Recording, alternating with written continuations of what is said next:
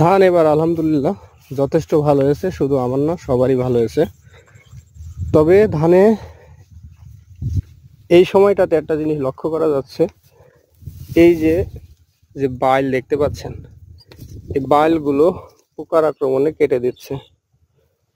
সবার জমিতে একই অবস্থা, আমার এবং অন্যদের সবার জমিতে একই অবস্থা। কারো যদি জানা থাকে যে কি পোকাতে বাইলগুলো এরকম সাদা করে দিচ্ছে, অবশ্যই কমেন্টস করে জানাবেন। আর আমাদের এই মাঠে আমরা সাধারণত ধান চাষ করি। আমাদের প্রধান ফসলই হচ্ছে ধান, কেননা এই জমিগুলো একটু জলাবদ্ধ থাকে, এখানে অন্য চাষ সম্ভব হয় না। আর সব থেকে বড় কথা হচ্ছে আমাদের এলাকার মানুষ অত্যন্ত শৌখিন, এরা ধান চাষ ছাড়া আর অন্য কিছু বোঝে না। ধান চাষে অনেক খরচ, অনেক পরিশ্রম, তারপরেও এরা ধান চাষ করে। এজন্যই ধান চাষ একটা সিজনালি ফসল, এজন্য সবাই ধান চাষ করে।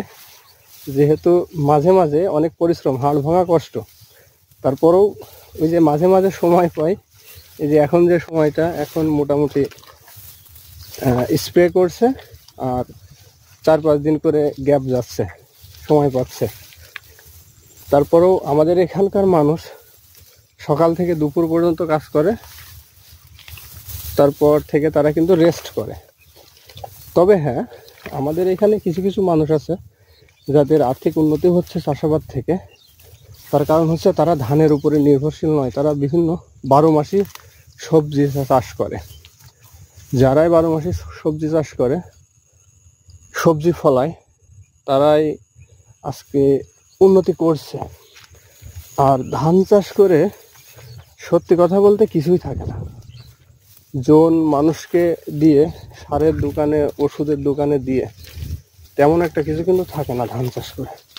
তারপরও সবাই এটাই করে, কারণ ওই যে মাঝে মাঝে সময় পায় একটু অবসরের। আর যারা টল জাতীয় আবাদ করে বিভিন্ন সবজির, তারা খুব একটা সময় পায় না, তারা সব সময় তাদের কাজ নিয়ে ব্যস্ত থাকে। তো বন্ধুরা, অবশ্যই আমাদের চ্যানেলটি সাবস্ক্রাইব করবেন এবং গ্রামীণ ব্লগগুলো পেতে চাইলে, গ্রামীণ জনজীবন, গ্রামীণ পরিবেশ, গ্রামীণ রান্নাবান্নার ভিডিও দেখতে চাইলে আমাদের চ্যানেলটি সাবস্ক্রাইব করবেন। ধন্যবাদ।